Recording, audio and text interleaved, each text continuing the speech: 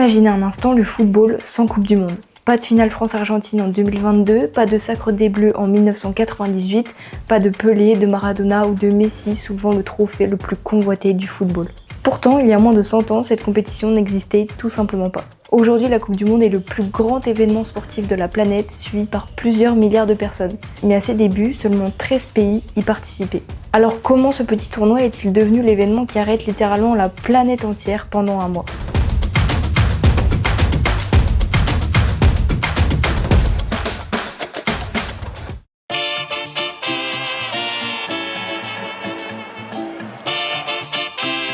Au début du XXe siècle, le football est déjà très populaire en Europe et en Amérique du Sud. Mais il n'existe aucune compétition mondiale. Le football est bien présent aux Jeux Olympiques, mais le tournoi est réservé aux amateurs et les meilleurs joueurs professionnels ne peuvent donc pas y participer. Mais Jules Rimet, lui, est persuadé que le football mérite sa propre compétition mondiale. À l'époque, il est président de la FIFA et son rêve est simple, réunir les nations autour d'un ballon et créer un tournoi capable de dépasser les frontières.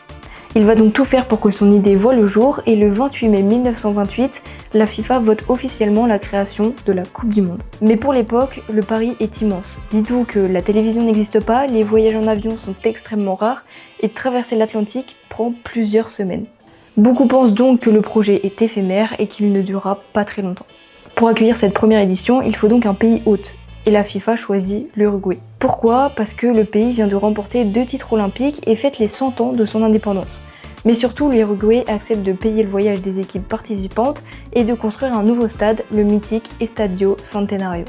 Malgré cela, plusieurs pays refusent de faire le déplacement. Le voyage est beaucoup trop long et trop coûteux. Résultat, seulement 13 équipes se présentent pour la toute première Coupe du Monde. Pour vous donner un petit ordre d'idée, des équipes européennes passent près de 2 semaines à traverser l'océan en bateau pour rejoindre l'Uruguay. On comprend donc pourquoi certaines équipes sont réticentes. Malgré cela, le tournoi est un vrai succès. Et le 30 juillet 1930, l'Uruguay bat l'Argentine 4-2 en finale et devient le tout premier champion du monde.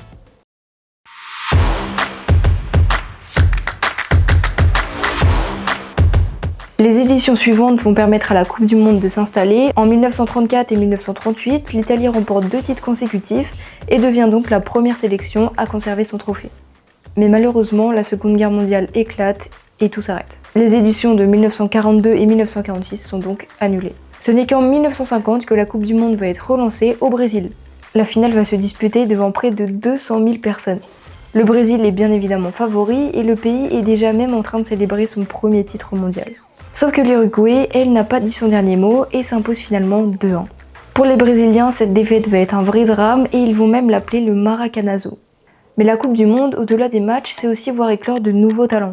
Et 8 ans plus tard, lors du mondial 1958 en Suède, un adolescent de seulement 17 ans fait son apparition. Son nom, Pelé. Le jeune Brésilien impressionne tout le monde. Il marque en demi-finale, puis inscrit un doublé en finale. Le Brésil remporte enfin sa première Coupe du Monde et vient de découvrir l'un des plus grands talents du football. Pelé ne va bien évidemment pas s'arrêter qu'à une seule Coupe du Monde et va en gagner jusqu'à 3, un record toujours inégalé aujourd'hui.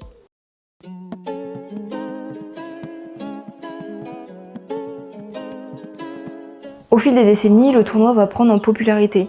En 1954, il passe à 16 équipes, en 1982, 24, puis en 1998, il y aura même 32 nations qui seront présentes. L'objectif est clair, permettre à un maximum de pays de participer. La Coupe du Monde devient progressivement un véritable événement universel. Le football entre dans les salons du monde entier. La Coupe du Monde 1998 en France est un réel tournant. Elle est désignée comme pays organisateur et est bien décidée à remporter sa première étoile. Elle parvient à se qualifier jusqu'en finale face au Brésil et gagne le match 3-0. La France ne s'arrête pas là et réitère l'exploit 20 ans plus tard, en 2018, en ramenant la 2e étoile à la maison. Mais le Mondial 2026 représente beaucoup de changements. 3 pays organisent l'ensemble de la compétition, les États-Unis, le Canada et le Mexique. Le tournoi va accueillir en tout 48 équipes et vont permettre à des sélections qui avaient très peu de chances de se qualifier auparavant de pouvoir participer à la plus grande compétition de football au monde. Mais en raison des 48 équipes, il y a donc un nouveau tour à élimination directe qui va être ajouté. Et en tout, c'est 104 matchs qui sont disputés, soit plus du double de certaines anciennes éditions. Pour comparer, en 2022, il y avait eu 64 matchs. L'objectif de la FIFA est donc simple, faire participer encore plus de nations et rendre le football toujours plus mondial. En 1930, la Coupe du Monde, c'était juste un pari un peu fou imaginé par un Français. 13 équipes, des voyages en bateau et un simple rêve, réunir le monde grâce au football. près d'un siècle plus tard, ce rêve est devenu l'un des plus grands événements sportifs de la planète. Et si l'histoire nous a appris une chose, c'est que la Coupe du Monde n'est jamais seulement un tournoi de football. C'est un tournoi qui met en lumière des nouveaux talents, qui provoque des déceptions mais aussi de la fierté, et surtout qui va réunir le monde entier devant une seule chose, le sport.